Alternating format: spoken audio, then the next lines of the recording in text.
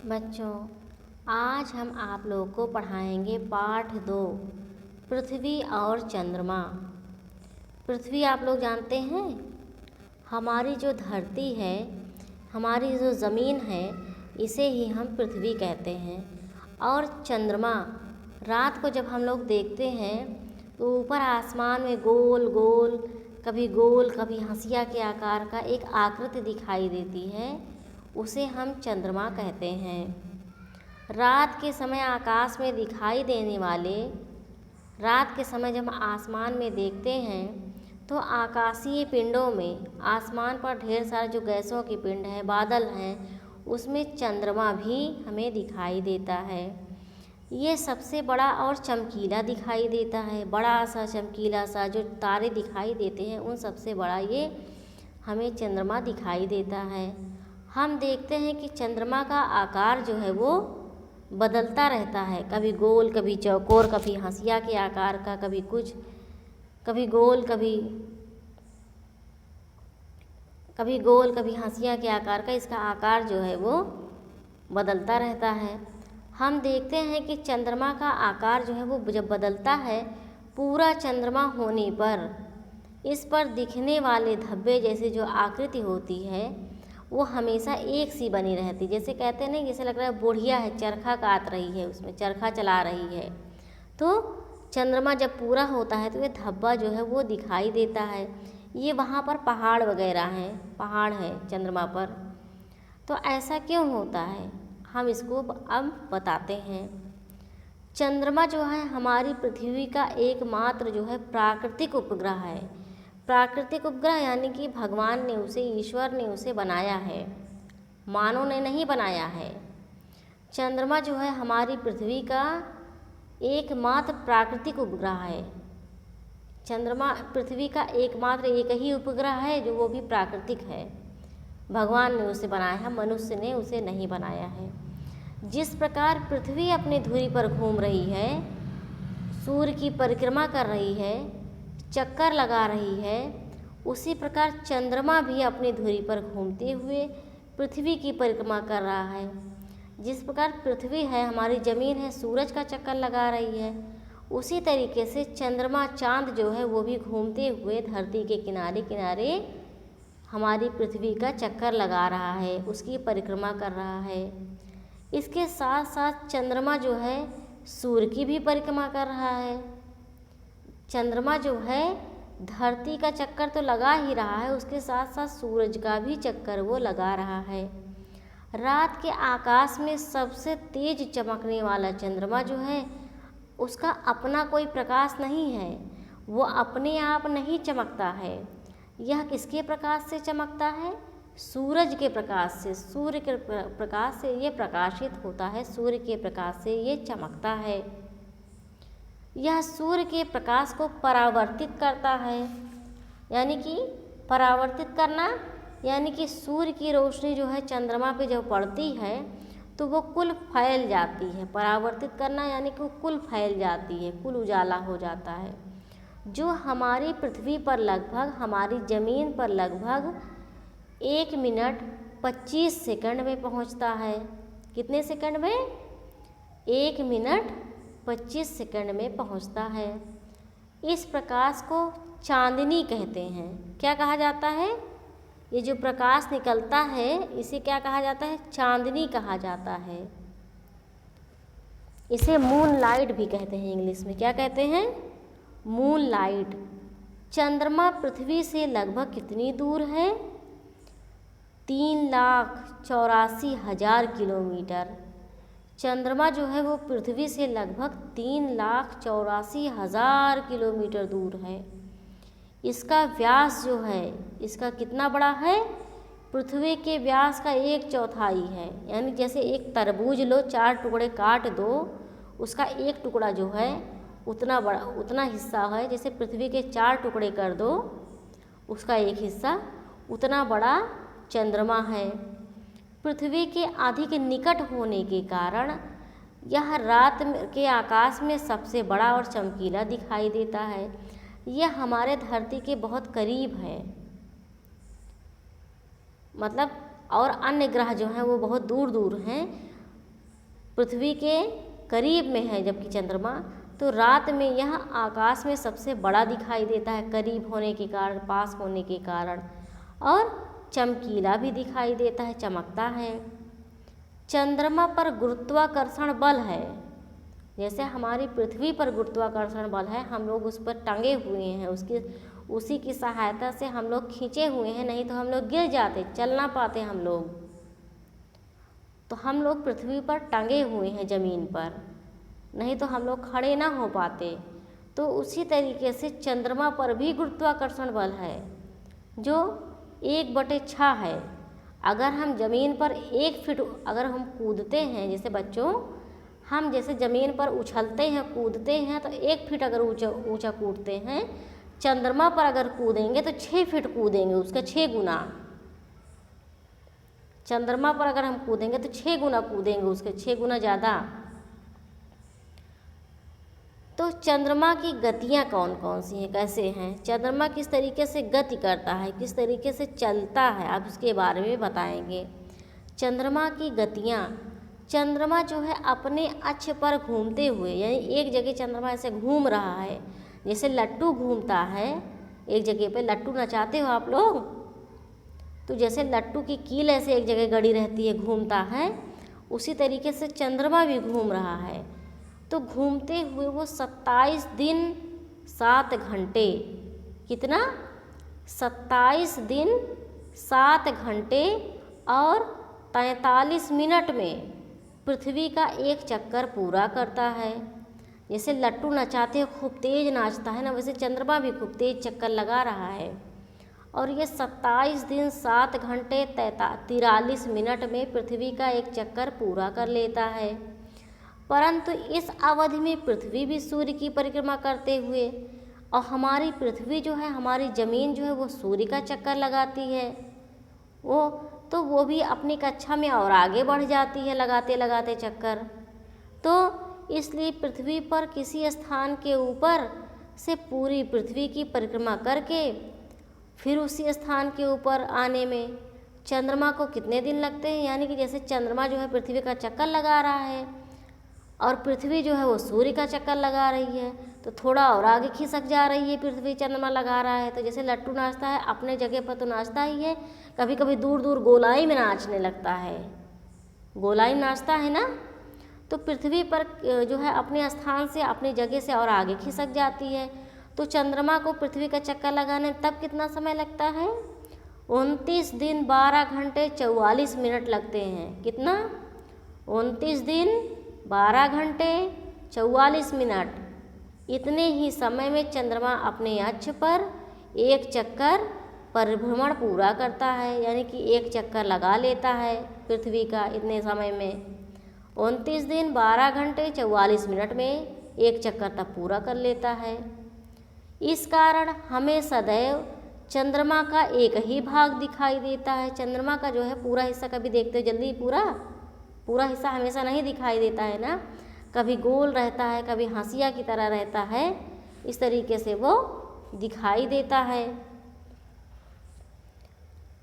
हम आप लोग को इस तरीके से समझाते हैं, बीच में आप लोग खेलिए, आप लोग 4-5 दोस्त बना लीजिए अपना, और बीच में एक गेंद रख दीजिए, गेंद को चंद्रमा मान लीजिए, गेंद को जो है पृथ्वी मान लीजिए गेंद को, और चारों तरफ अपने दोस्तों को खड़ा कर दीजिए, अपने दोस्तों को, गेंद को पृथ्वी मान लीजिए, गेंद को बीच में रख लीजिए, और चारों किनारे पर 4-5 दोस्तों को आप लोग खड़ा कर लीजिए, और सारे सबको ऐसे गोल गोल घूमने के लिए कहिए, अपने जगह भी घूमे, ऐसे गोल गोल घूमते रहें सब लोग। तो इससे आप लोग देखेंगे कि पृथ्वी भी हमारी ऐसे घूम रही है, और चंद्रमा की परिक्रमा, पृथ्वी भी घूम रही है, सूर्य का चक्कर लगा रही है, और चंद्रमा जो है वो भी पृथ्वी की परिक्रमा कर रहा है, वो भी चक्कर लगा रहा है, चंद्रमा भी पृथ्वी का। तो परिक्रमा करते समय एक बार अपने अक्ष पर घूमने के समान ही है। अब आगे हम आप लोग को बताएंगे चंद्रमा की कलाएं, चंद्रमा किस तरीके से कला दिखाता है, कभी आधा दिखता है, कभी पूरा दिखता है, कभी हंसिया के आकार का पतला सा दिखता है, कभी दिखता ही नहीं है। ये चंद्रमा कला दिखाता रहता है ना अपनी, तो चंद्रमा की कलाएं। आपको प्रतिदिन चंद्रमा के अलग अलग आकार और रूप दिखाई देते हैं। अभी हमने बताया ना, यह एक हंसिया जैसी आकृति से शुरू होकर हर रात बड़ा होते होते होते होते होते होते थाली जैसा गोल गोल हो जाता है। इसके बाद यह घटना शुरू करता है, गोल होने के बाद फिर घटना शुरू करता है और घटते घटते घटते घटते हंसिया के आकार का हो जाता है। और एक दिन ऐसा आता है कि वो बिल्कुल ही छिप जाता है, दिखता ही नहीं है।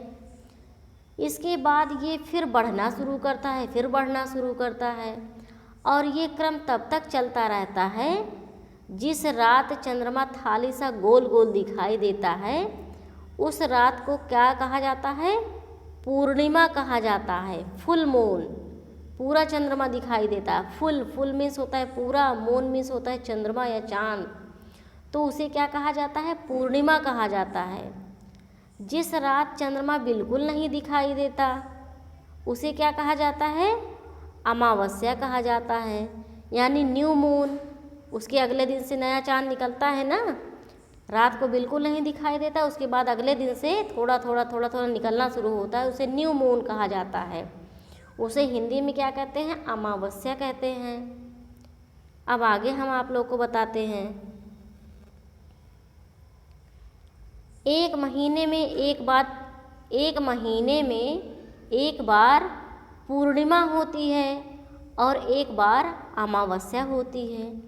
महीने में एक बार पूर्णिमा होती है, एक बार चंद्रमा पूरा होता है, एक बार छिप जाता है, एक बार पूरा होता है, एक बार छिप जाता है। तो एक महीने में एक बार पूर्णिमा होती है, फुल मून, और एक बार अमावस्या होती है, न्यू मून।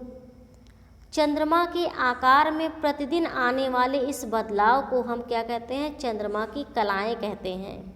जो अपनी कला दिखा रहा है इसे ही चंद्रमा की कलाएं कहते हैं। अब आगे हम आप लोग को बताते हैं, अमावस्या से पूर्णिमा तक यानी न्यू मून से फुल मून होते तक, जब चंद्रमा जो है निकलता है पतला सा हंसिया जैसा, जब एकदम नहीं दिखाई देता उसके बाद हंसिया जैसे निकलता है, तब से लेकर के पूरा चांद बनने तक, पूर्णिमा होने तक, बढ़ते चंद्रमा तक जो 15 दिन बीतते हैं उसे हम क्या कहते हैं? पखवाड़ा कहते हैं। 15 दिन को पखवाड़ा कहते हैं। इसे ही हम शुक्ल पक्ष कहते हैं। क्या कहते हैं? शुक्ल पक्ष कहते हैं। और पूर्णिमा से अमावस्या तक जब फुल मून से फिर चंद्रमा घटने लगता है, घटते घटते घटते घटते चंद्रमा एकदम घट जाता है 15 दिन में, तो उस पखवाड़े को क्या कहते हैं? कृष्ण पक्ष कहते हैं। क्या कहते हैं? कृष्ण पक्ष कहते हैं। अब शुक्ल पक्ष और कृष्ण पक्ष समझ में आया?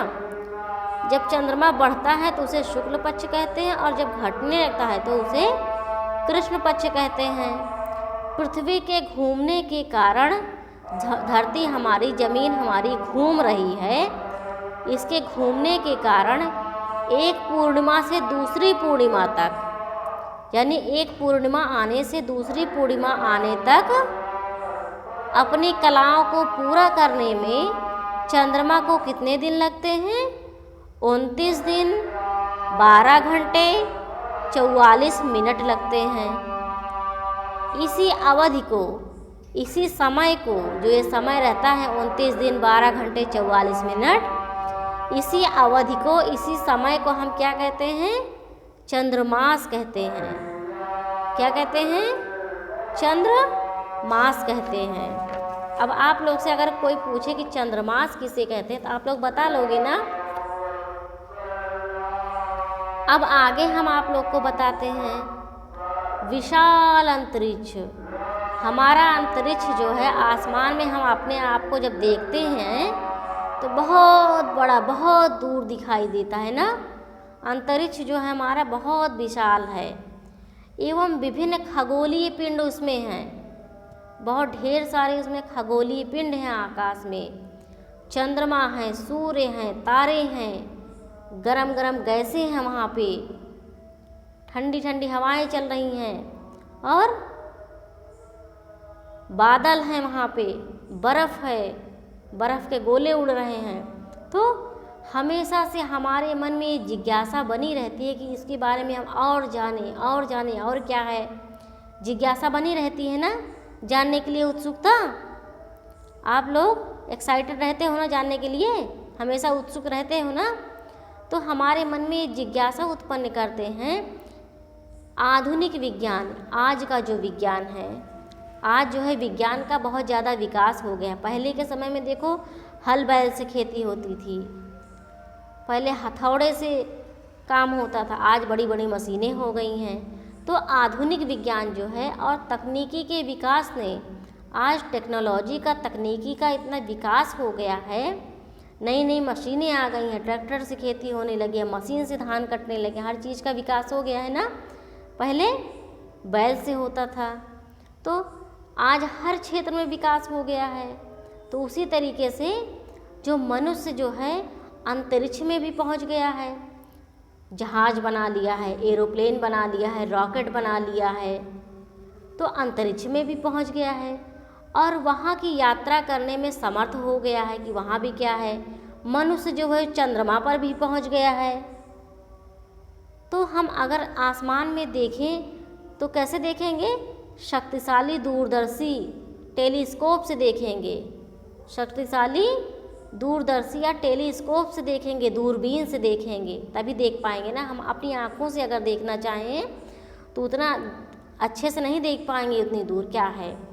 और अंतरिक्ष यान या रॉकेट के आविष्कार ने, रॉकेट बना लिया है, इंसान ने रॉकेट भी तो बना लिया है आसमान में जाने के लिए, इन सब की खोज कर ली है। उसने मनुष्य को इस योग्य बनाया है, इस काबिल बना दिया है मनुष्य ने, मानव ने, कि वह बाह्य अंतरिक्ष के बारे में जानकारी प्राप्त कर सके, कि अंतरिक्ष के बाहर बहुत दूर क्या हो रहा है, इस सब के बारे में जानकारी प्राप्त कर रहा है। अब आगे है पूर्व सोवियत संघ, जिसे रूस कहा जाता है। ये एक देश है, रूस जो है, जैसे हमारा भारत देश है, हमारा पाकिस्तान देश है, हमारा नेपाल देश है और सऊदी अरब देश है हमारा, उसी तरीके से हमारे यहाँ बहुत ढेर सारे देश हैं इस दुनिया में। तो पूर्व सोवियत संघ यानी जो वर्तमान रूस है, जिसे इस समय रूस कहा जा रहा है, के यूरी गागरिन, वहाँ के एक व्यक्ति हैं जिनका नाम था यूरी गागरिन। वो सबसे पहले व्यक्ति थे जिन्होंने अंतरिक्ष में यात्रा की, वो अंतरिक्ष में भी पहुँच गए रॉकेट से। 12 अप्रैल 1961 को वोस्तोक फर्स्ट एक रॉकेट था, उसका नाम था, 1961 में उन्होंने गए जब 12 अप्रैल को, तो उसका नाम था वोस्तोक फर्स्ट नामक अंतरिक्ष यान ने अंतरिक्ष का एक जहाज़ बनाया, अंतरिक्ष में जाने के लिए एक रॉकेट बनाया। इसकी सहायता से इन्होंने पृथ्वी की परिक्रमा की, चक्कर लगाया कि क्या है, क्या सही है, क्या गलत है, उसके बारे में जानकारी दी। अब आगे है अंतरिक्ष यान, जानते हो आप लोग किसे कहते हैं, रॉकेट को। यूरी गागरिन के बारे में हमने आपको बता दिया।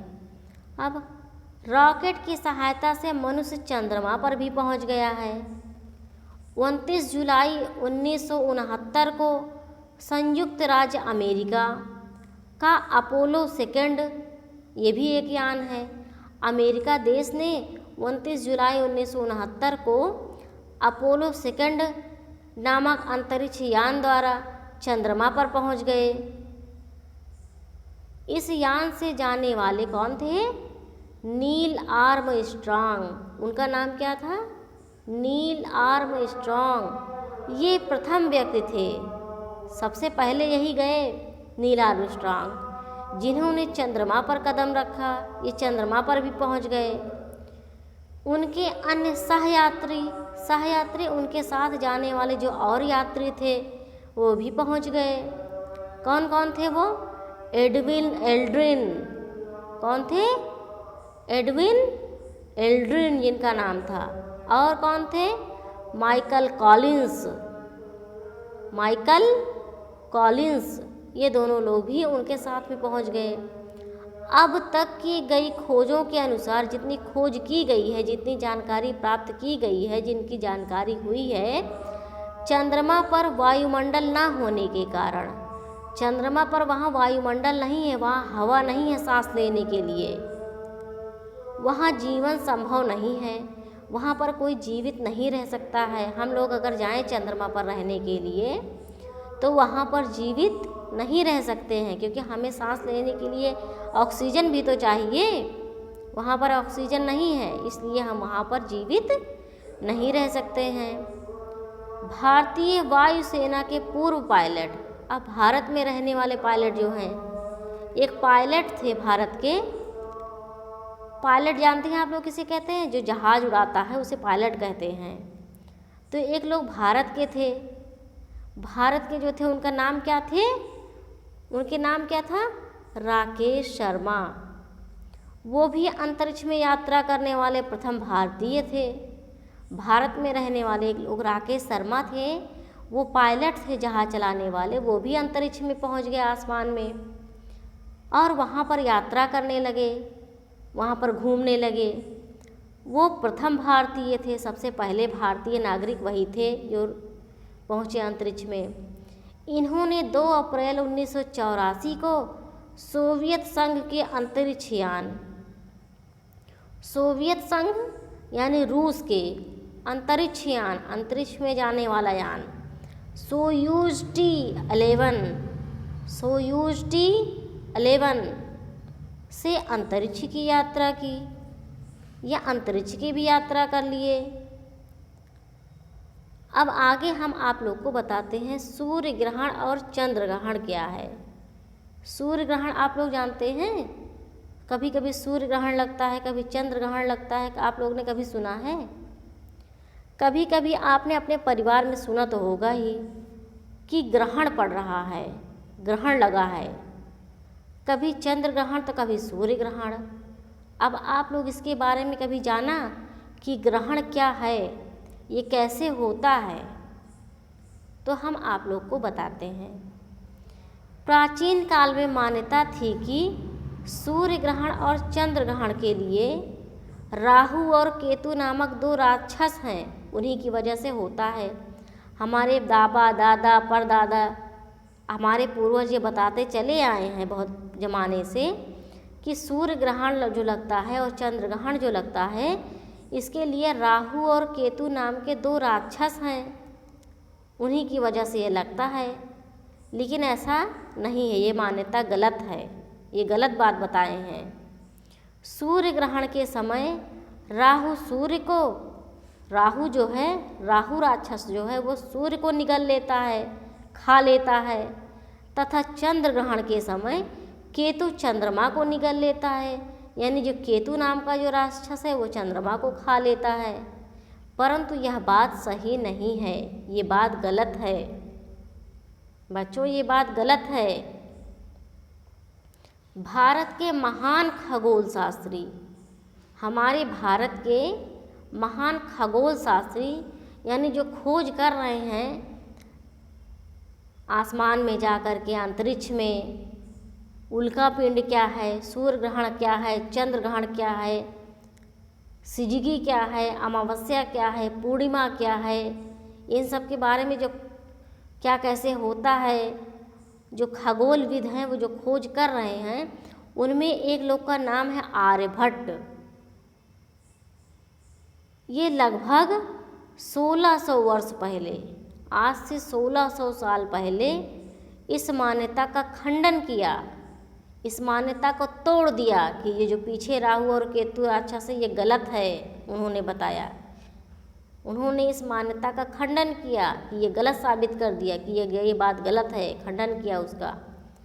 उन्होंने ग्रहण की कि वैज्ञानिक व्याख्या करते हुए बताया, विज्ञान के हिसाब से बताया कि सूर्य ग्रहण जो है वो क्या है, पृथ्वी पर चंद्रमा की छाया पड़ने के कारण होता है। सूर्य ग्रहण जो है वो हमारी धरती पर जब चंद्रमा की छाया पड़ती है तो उसके कारण सूर्य ग्रहण होता है। इतनी बात समझ में आई। जबकि चंद्र ग्रहण जो होता है वो चंद्रमा पर पृथ्वी की छाया पड़ने के कारण होता है। चंद्रमा पर जब हमारे धरती की छाया पड़ती है तो उससे क्या होता है, चंद्र ग्रहण होता है। कहते नहीं आज सूर्य ग्रहण लगा है, चंद्र ग्रहण लगा है। तो अब सूर्य ग्रहण और चंद्र ग्रहण आप लोग जान लीजिए, सूर्य ग्रहण क्या है और चंद्र ग्रहण क्या है। छाया बनना। अब छाया कैसे बनती है इसके बारे में हम आप लोग को बताते हैं। हमने अपनी दूसरे की और अन्य वस्तुओं की कभी परछाई देखी हो, छाया देखी हो, किसी पेड़ की, किसी मनुष्य की, किसी बर्तन की, जहाँ पर रखा रहता है, धूप रहती है तो छाया परछाई देखा है कभी? आपने कभी सोचा कि छाया कैसे बनती है, ये कैसे बनता है?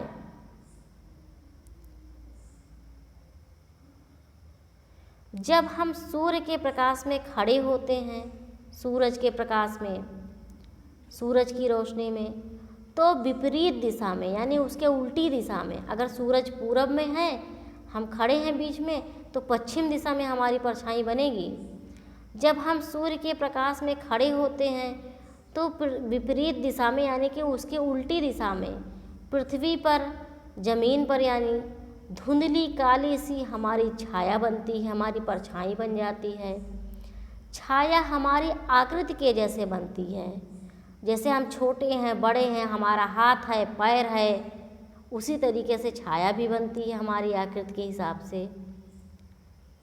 हमारी गति के अनुसार, जैसे अगर हम चलते हैं उसका स्थान भी बदलता रहता है। जब हम चलने लगते हैं तो हमारी परछाई भी बदलती रहती है उसी हिसाब से, उसी स्थान से। सुबह, दोपहर और शाम को सूर्य की स्थिति के अनुसार छाया छोटी बड़ी होती है, कभी छोटी बनती है, कभी बड़ी बनती है। देखा है, कभी सोचा है? छाया सदैव किसकी बनती है? अपारदर्शी वस्तु की बनती है। जैसे कोई हम बर्तन रखे हैं या हम खड़े हैं तो सूर्य की जो रोशनी है वो हमसे टकरा जाएगी, तो वो हमारे पीछे नहीं जाने पाएगी। या कोई बर्तन रखा है जैसे स्टील का, लोहे का, उस पर टकरा के पीछे नहीं जाने पाएगी, तो वहीं बनेगी। इसी प्रकार बल्ब की रोशनी में भी बल्ब की रोशनी जब जलती रहती है उसमें भी अपनी या किसी अन्य अपारदर्शी वस्तु की छाया बनते देखा है। अपारदर्शी वस्तु जिसके आर पार जो है लाइट ना जा सके, लाइट जो है, प्रकाश जो है वो बाहर ना जा सके, उसे अपारदर्शी वस्तु कहते हैं। तो उस वस्तु की छाया बनती है। इतना समझ में आया? अब आगे हम आप लोग को बताते हैं, जब सूर्य, पृथ्वी और चंद्रमा एक सीधी रेखा में हो, एक सीध में आ जाए, सूरज, पृथ्वी, चंद्रमा एक सीधी रेखा में होते हैं, तब यह स्थिति क्या कहलाती है? सिजगी कहलाती है। सिजगी, ये दो प्रकार की होती है सिजगी, युति एवं वियुति। सिजगी दो प्रकार की होती है, एक होती है युति, एक होती है वियुति। जब सूरज और पृथ्वी के बीच चंद्रमा आ जाता है, जैसे एक किनारे पर सूरज है, एक किनारे पर पृथ्वी है, बीच में चंद्रमा आ जाए तो इस स्थिति को युति कहा जाता है। क्या कहा जाता है? युति कहा जाता है। इस स्थिति को युति कहा जाता है।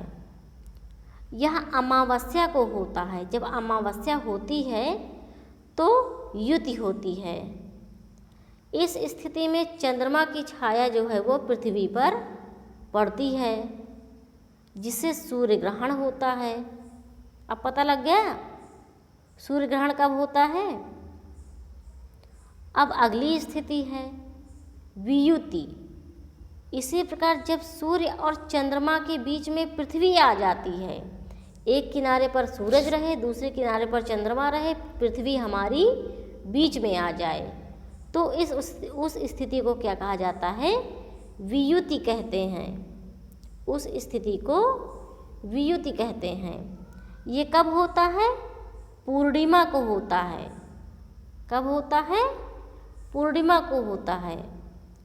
इस स्थिति में पृथ्वी की छाया जो है चंद्रमा पर पड़ती है, जिससे चंद्र ग्रहण होता है। अब समझ में आया चंद्र ग्रहण और सूर्य ग्रहण कैसे होता है। आप लोग वीडियो को बार बार देखोगे तो आप लोग को अच्छे से समझ में आ जाएगा, बार बार रिवाइज करके देखोगे तो। अब इसके अलावा हम और भी बातें आप लोग को बताते हैं। वैज्ञानिकों के अनुसार, जो वैज्ञानिक हैं जो खोज कर रहे हैं विज्ञान वाले, उनके अनुसार सूर्य ग्रहण के समय सूर्य से खतरनाक किरणें निकलती हैं।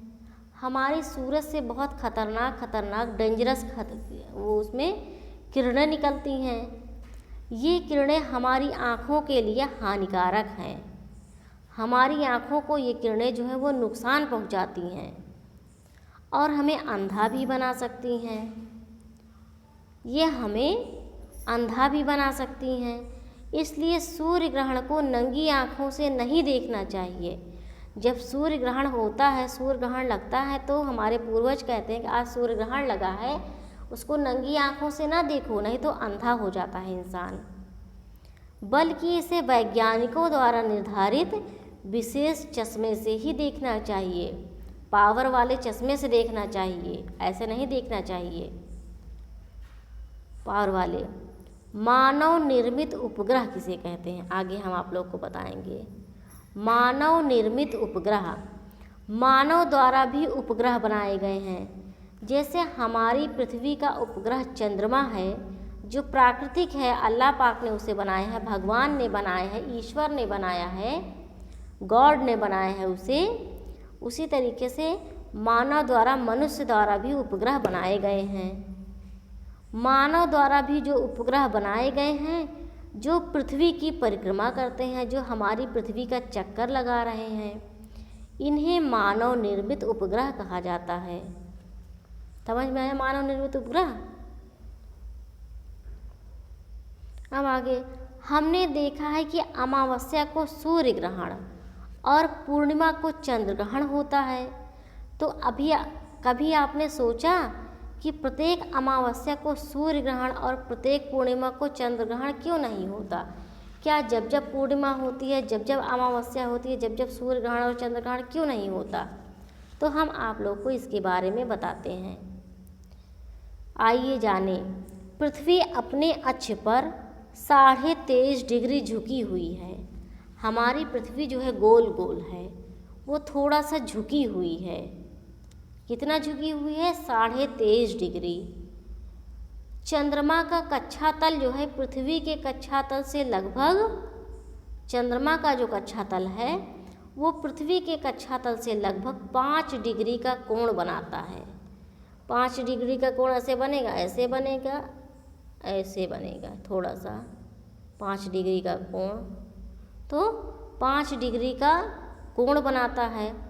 इस कारण पृथ्वी के चारों ओर परिक्रमा करते समय, यानी कि पृथ्वी का चारों ओर चक्कर लगाते समय, चंद्रमा जो है वो 28.5 डिग्री उत्तरी अक्षांश, यानी ऊपर उत्तरी अक्षांश है, नीचे दक्षिणी अक्षांश है। ग्लोब में, ग्लोब जब आप लोग को दिखाया जाएगा तब समझ में आएगा। ऊपर जो है उत्तरी अक्षांश है, तो ऊपर से लेकर के नीचे 28.5 डिग्री दक्षिणी अक्षांश के मध्य दिखाई देता है, यानी बीच में दिखाई देता है। इस कारण हर अमावस्या को चंद्रमा की छाया पृथ्वी पर नहीं पड़ती, अतः हर अमावस्या को सूर्य ग्रहण नहीं होता। इसी प्रकार हर पूर्णिमा को पृथ्वी की छाया चंद्रमा पर नहीं पड़ती। पृथ्वी की छाया जो है वो चंद्रमा पर नहीं पड़ती, अतः हर पूर्णिमा को चंद्र ग्रहण नहीं होता। समझ में आया इतना? अब आगे हम शब्दावली आप लोग को बताते हैं कि शब्दावली क्या है। शब्दावली में हम आप लोग को बताते हैं परावर्तन। परावर्तन मीन्स क्या होता है? प्रकाश का किसी सतह से टकराकर इधर उधर बिखर जाना।